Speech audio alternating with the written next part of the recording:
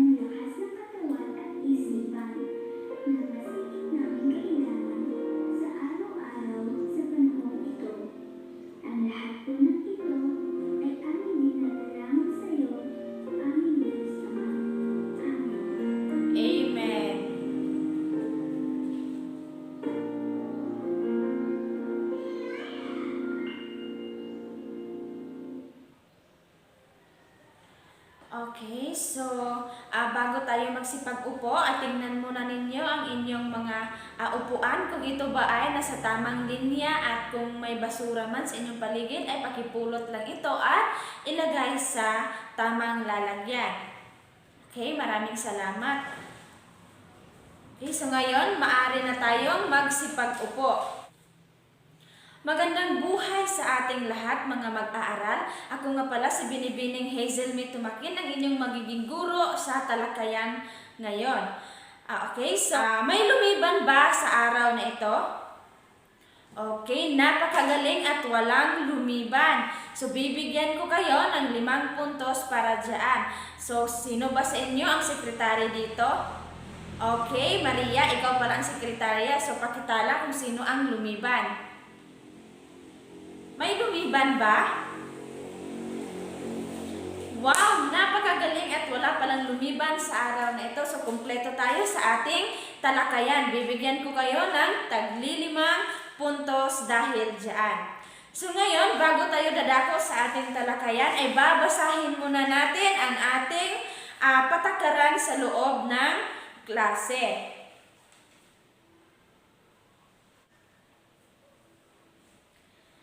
Okay, so pakibasa ng ating patakaran sa klase. Ikaw, Pedro, pakibasa.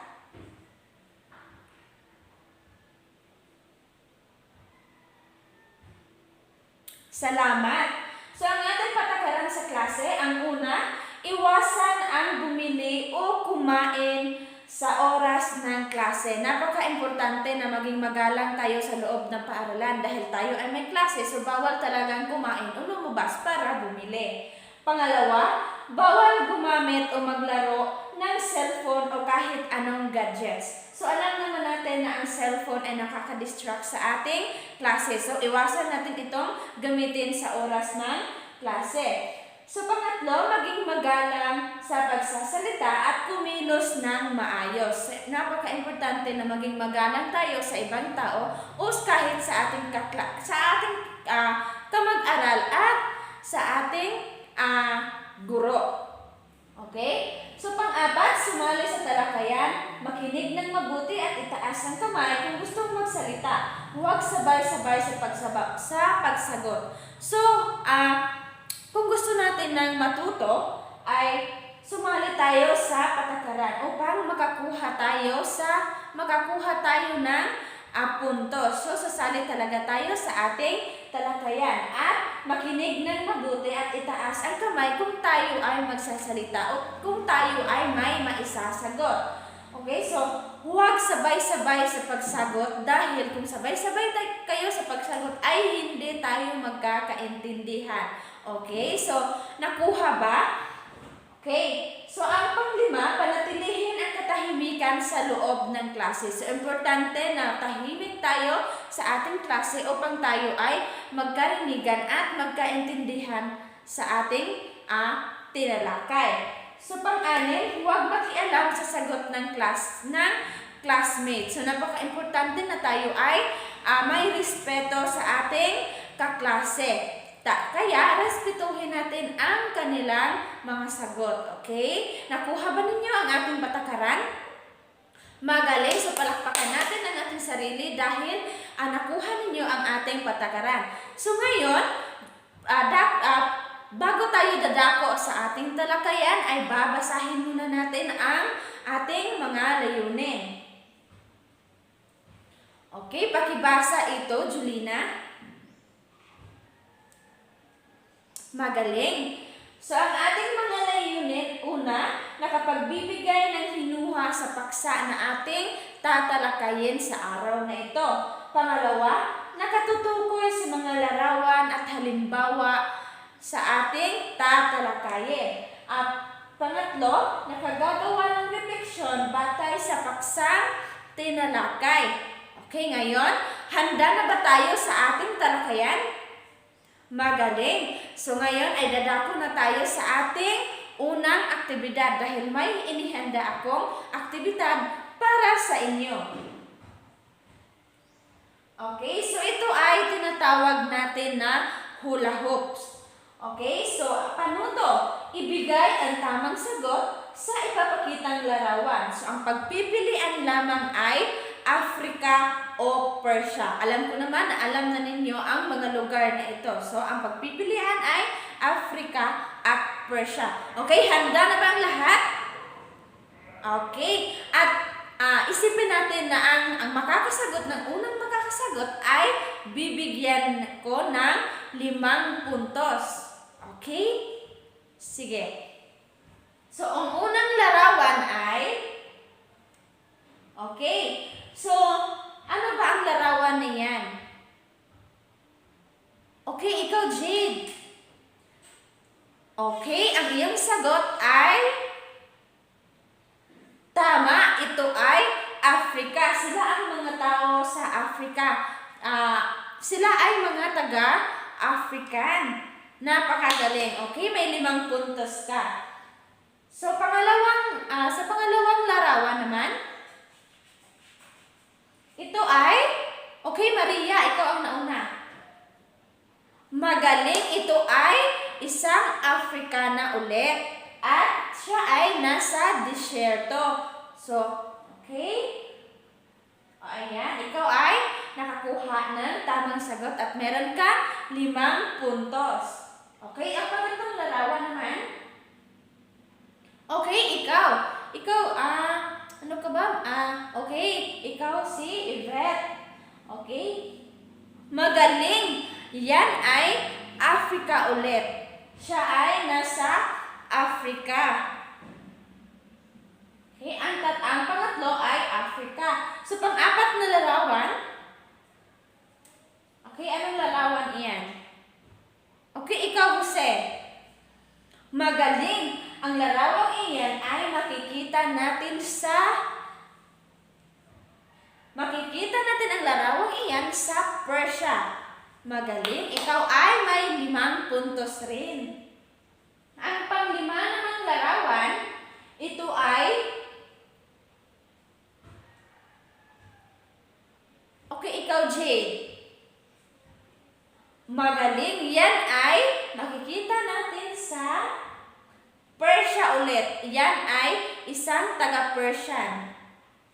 Napakagaling. At alam ninyo, ang mga larawan ay ipinapakita ko natin ang ating mga sarili dahil tama ang ating nakuhang mga sagot. So ngayon, may inihanda na naman akong aktibidad para naman ay maging aktibo tayo sa ating tatalakayin mamaya. So ngayon, babasahin na natin ang panuto ng ating pangalawang aktibidad. Okay, ito ay tinatawag na jumbled letters. Okay, so pakibasa ito, Yvette. Okay, ang panuto nito ay ayusin ang pagkasunod-sunod ng mga letra upang makabuo ng mga salita. Gamitin ang mga kahulugan bilang gabay. So may gabay akong inilagay. Ito ay isang kahulugan ng mga jumbled letters. So alam ko na masasagot ninyo ito ng mabilisan. So ngayon, ang unang makakasagot ay bibigyan ko na naman ng 5 puntos. Wow! So napakagaling. Okay? Handa na ba ang lahat? Okay, handa na pala ang lahat. So ngayon, Ipapakita ko na. Okay, yan ang una nating jumbled letters. So, pakibasa ito. Okay. So, ikaw, Jade. Okay. Ito ay mito na binubuo ng isang particular na relihiyon at paniniwala. So, ano ito? Okay, ikaw, Maria. Okay. Napakagaling. Ito ay mitolohiya. Dahil isa itong mito na binubuo ng isang particular na relihiyon at paniniwala. So, ito ay tinatawag na mitolohiya. Okay, may 5 puntos ka. Napakagaling. Okay, ang pangalawa naman. Okay, so, ito ay kabilang sa 7 kontinenteng binubuo ng buong daigdig. So, ano kaya ito? Okay, ikaw, Jose. Magaling, ito ay... Yes, ito ay Africa. Dahil isa itong kabilang sa 7 kontinenteng bumubuo sa buong daigdig. So, ito ay Africa. Okay? So, pangatlo naman. Good. Ano ang bansang ito na tinatawag rin na Iran? Okay, ikaw, Margie. Magaling. Ito ay ito ay tinatawag na Persia. Persia ito at tinatawag na ngayon na Iran. So, ito ay bansang tinatawag rin na Iran. So, ito ay Persia. Okay, napakagaling at may 5 puntos ka. Sa inyong palagay, ano kaya ang ating paksa sa araw na ito? Okay, ikaw, Delphi. Magaling, ang ating tatalakayin sa araw na ito ay mga mitolohiya ng Africa at Persia. Okay, so may 5 puntos ka. Ngayon, kilalanin natin kung ano ba ang mitolohiya. So, ano nga ba ang mitolohiya? Una, ang mitolohiya ay halos magkakabit-kabit na kumpol ng mga tradisyonal na kwento o mito na binubuo ng isang particular na relihiyon o paniniwala. Ito palang mitolohiya ay isang paniniwala ng isang tradisyon.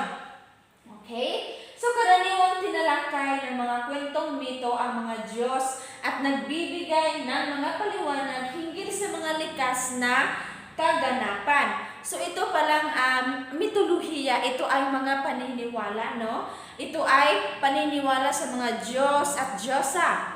Okay? Naintindihan ba? Magaling. So, ngayon, kilalanin natin ang Africa.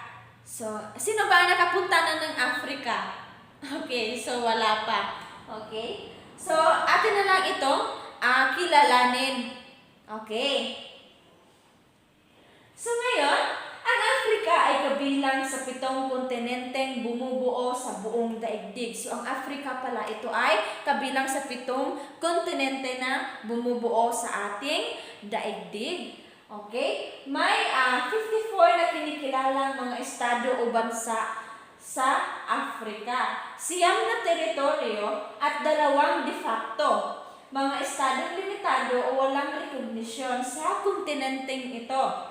Malaking bahagi ng kontinente ay bumubuo ng disyerto. So, alam niyo ba kung ano ang disyerto? Okay, napakagaling. Ang disyerto, ito ay makikita natin sa Africa. Okay. Sahara, ang pinakamalawak na disyerto, ang pinakamalawak pala na disyerto sa Africa ay tinatawag na Sahara. Okay? Kalahari, Namib, Turkana, at Somali ang iba pang disyerto. So makikilala natin ang Africa pala ay maraming disyerto na nabanggit. Okay? So ngayon, kilalanin natin ang mitolohiya ng Africa. Una, ito, pakibasa ito, Jezebel. Okay? Tumutukoy sa mga universal na mga tema. Pangalawa, ito ay halimbawa. Pinagmula ng mundo, kapalaran ng sangkatauhan, pagkat ng kamatayan. So, nadinig nyo na ba yung salita nila na reincarnation na ang sabi nila? Ito ay isang paniniwala na ang sabi nila, pag namatay daw ang isang tao ay babalik ang kaluluwa nito, ngunit hindi na sa tao, pero ito ay babalik bilang isang hayop. Magaling. So, puno ng mahiwagang karakter. Pangalawang halimbawa, mga espiritong nananahan sa mga bundok, puno, bato at iba pa. So alam ko naman na narinig na ninyo ito na ang ating mga sinaunang tao, ang ating mga pinuno, ang ating mga sinuno sa unang panahon, kanilang pinaniniwalaan na ang mga Diyos at Diyosa or ang mga engkantado ay naninirahan sa mga malalaking bato. Kaya nga, sila ay nananampalataya sa malalaking bato, malalaking kahoy at iba pa. Okay? Magaling. Okay? Ang pang-apat, may mga karakter na gumagawa ng kabutihan para sa komunidad, gaya ng mga tao sa mga liblib na lalawigan. So, kanila rin pinaniniwalaan na meron ding Diyos ng kabutihan at meron ding Diyos ng kasamaan. Yan ang kanilang pinaniniwalaan, ang mitolohiya ng Afrika. So, ngayon, ang pang-anim, ilan sa mga kilalang karakter sa mitong Afrikano ay mga Diyos. So, yan ay kilala sa mga Afrikano ang Diyos. Okay? Ang panghuli, sumasalamin ito sa iba't ibang bagay at panahon. Ang kanila palang mga Diyos at Diyosa ay sumasalamin ito sa iba't ibang panahon. Okay? So, magaling. Naintindihan niyo ba ang mga mitolohiya ng Afrika? Napakagaling at palakpakan natin ang ating sarili. Okay, so ngayon ay dadako na tayo sa mga natatanging personalidad sa mitolohiya ng Afrika. So, pakibasa naman ito, Julina. Okay.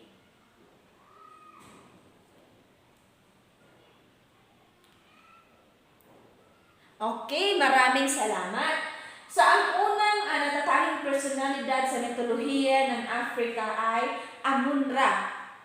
Ito ay the Hidden One, o kilala bilang hari ng mga Diyos at Diyosa. So, ito pala si Amun-Ra ay kilala bilang isang hari ng mga Diyos at Diyosa. So, meron pala silang mga hari, no? So, pangalawa, ito ay si Mut, the Mother Goddess. Isa sa pinakaunang Diyosa ng Ehipto. So, ito pala si Mut, siya ang pinakaunang Diyosa ng Ehipto. So, ito ay kinikilala nilang pinakaunang Diyosa ng Ehipto, si Mut.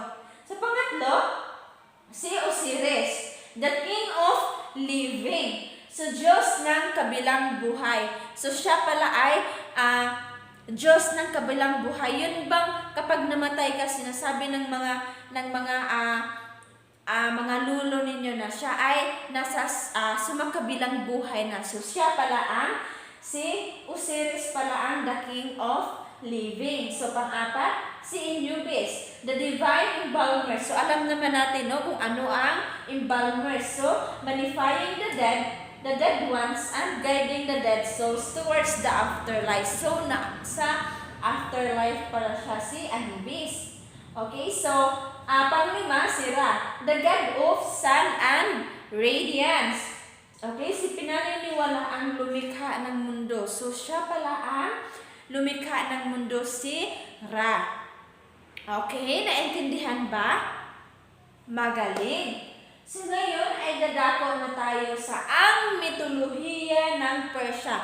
Dahil tapos na natin talakayin ang mitolohiya ng Afrika, ay dadako na tayo ngayon sa mitolohiya ng Persia o tinatawag ngayon na Iran. Okay? Okay? Ang mga tradisyonal na kwento na tumutukoy sa mga kakaibang mga nilalang at kwento ng sinaunang pinagmulan.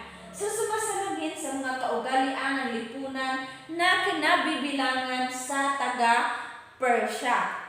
Okay? Halimbawa nito ay kaugalian sa pagharap sa mga mabubuti o masasama, mga aksyon ng mga Diyos, mga karanasan ng mga bayani o kakaibang nilalang. So, ito palang mitolohiya ng Persia ay sumasalamin sa mga Diyos ng mabubuti at masasama. So, ang aksyon ng Diyos ay ano pala ito? Kaugalian o karanasan ng mga bayani. Okay, wow, napakagaling ng Persia.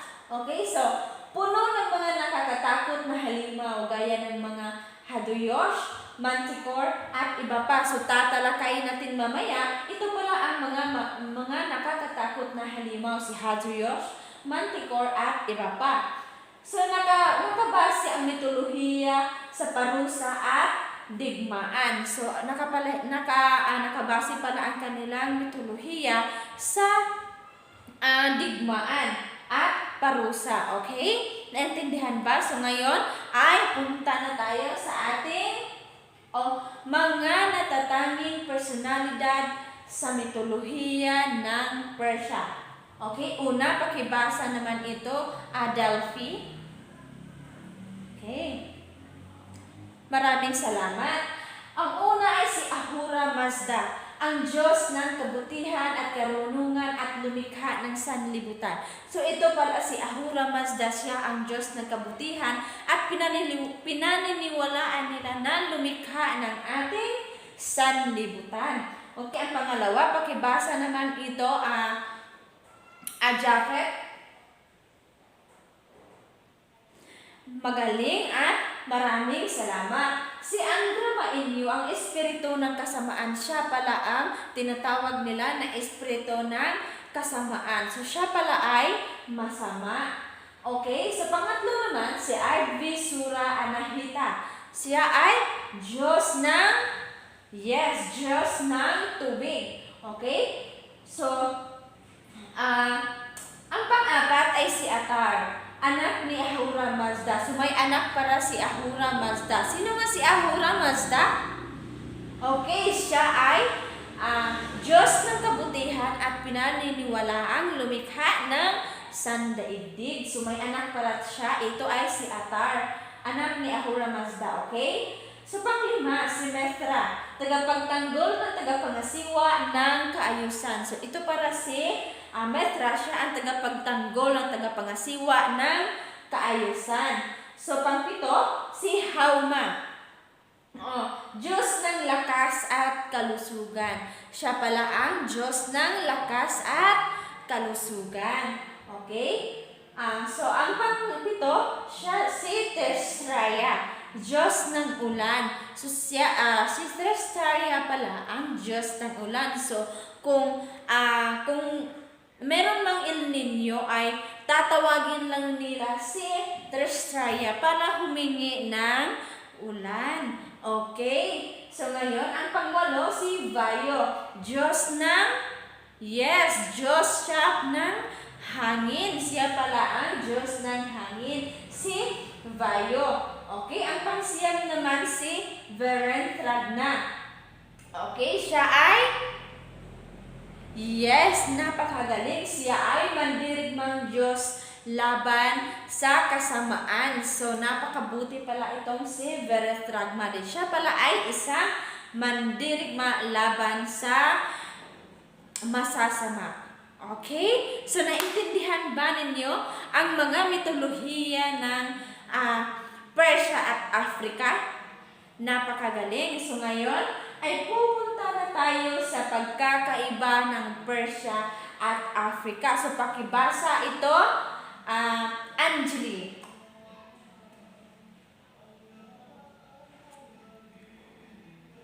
Okay, napakagaling. Maraming salamat. Okay, ang pagkakaiba ng Persia at Africa. So, ang Africa, nakabase sa pang-araw-araw na buhay, ang mitolohiya ng Africa na siyang sumasalamin sa paraan ng kanilang kultura. So, ang paraan pala ng kanilang kultura ay sumasalamin dito ang kanilang mitolohiya. So, nakabase sa pang-araw-araw nila na buhay. So, ang Persia naman, sa Persia naman ay mayroong mga kakaibang nilalang ang kasali sa kanilang mitolohiya. So, kakaiba ang mitolohiya ng Persia dahil mayroon itong kasali sa kanilang mitolohiya ang mga masasama. Okay? Magaling. So ngayon, punta na tayo sa pagkakatulad ng Persia at Africa. So pakibasa na lang ito, Bon.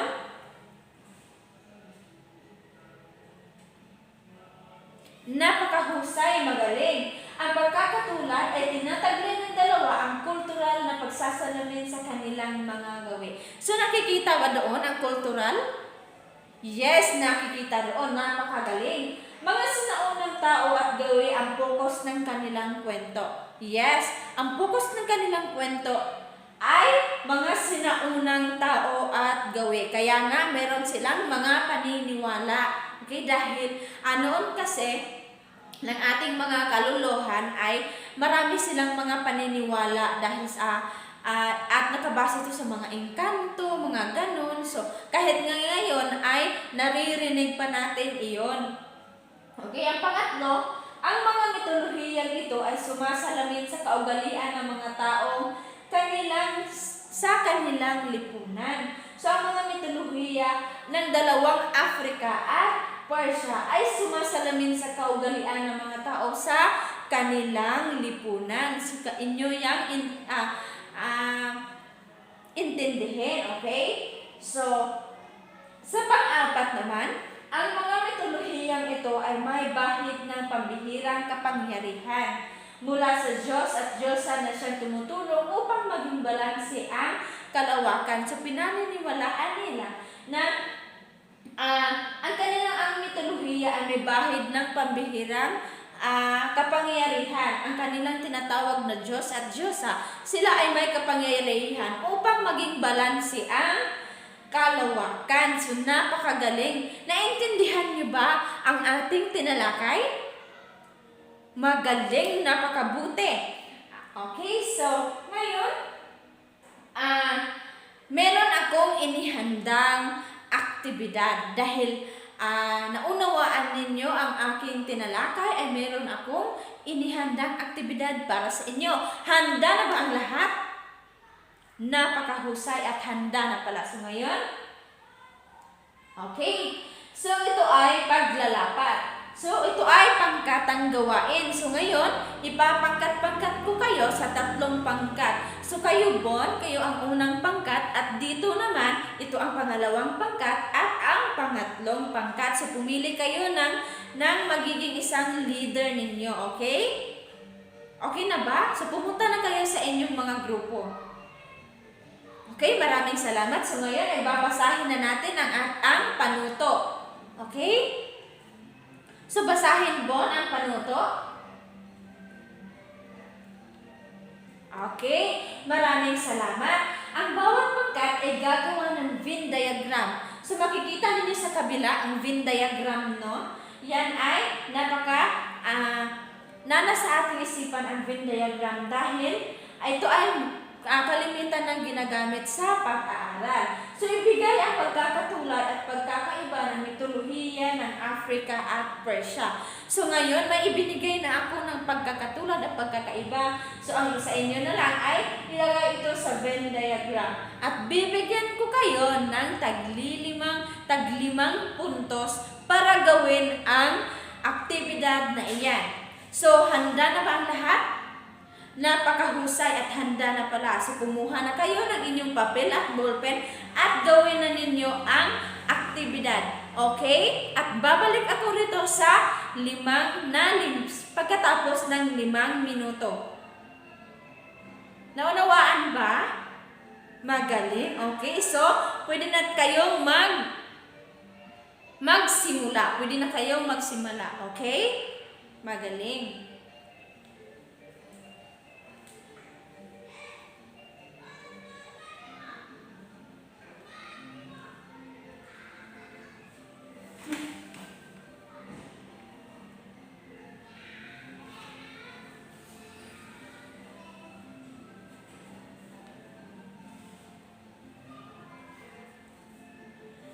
Okay, so natapos na ang 5 minuto na aking ibinigay para sa gawain. nakikita ko na handa na ang lahat. So, Bon, pakikuha ng mga papel at ilagay dito sa aking harapan dahil ako na ang magwawasto niyan mamaya pagkatapos ng ating klase. Okay, so pakibalik lang ng inyong mga upuan.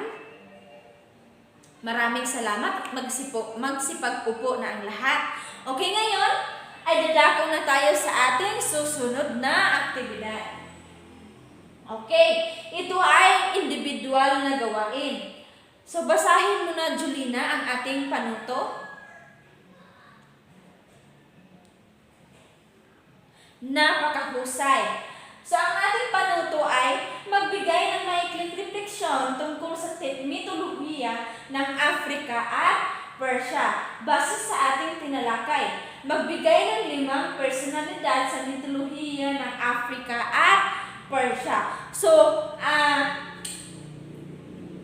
base sa aking tinalakay kanina, ay nagbigay na ako ng mga personalidad ng Africa at Persia. Ngunit ngayon ay manghihingi pa rin ako ng 5 personalidad sa mitolohiya ng Persia at isa na ron ay gumawa kayo ng refleksyon ng ating tinalakay tungkol sa mitolohiya ng Persia at Africa. So, bibigyan ko kayo ulit ng 5 minuto para matapos ang gawain ito. Okay, maraming salamat. Okay, so, kumuha na kayo ng papel at ballpen at magsimula ng sagutan. Okay?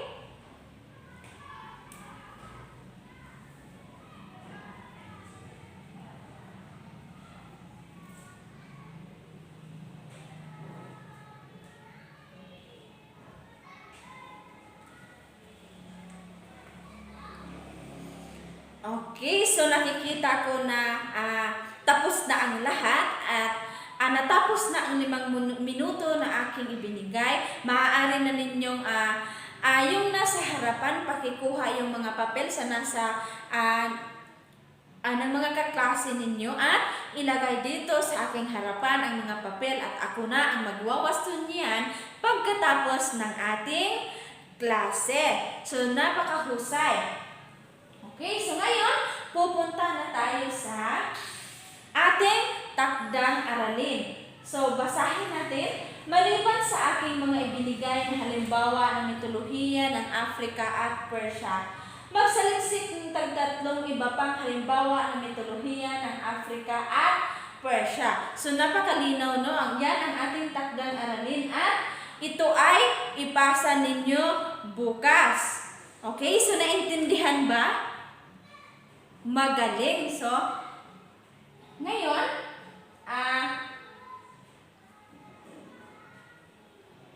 iyan lamang ang ating tatalakayin sa araw. Ito, maraming salamat sa inyo.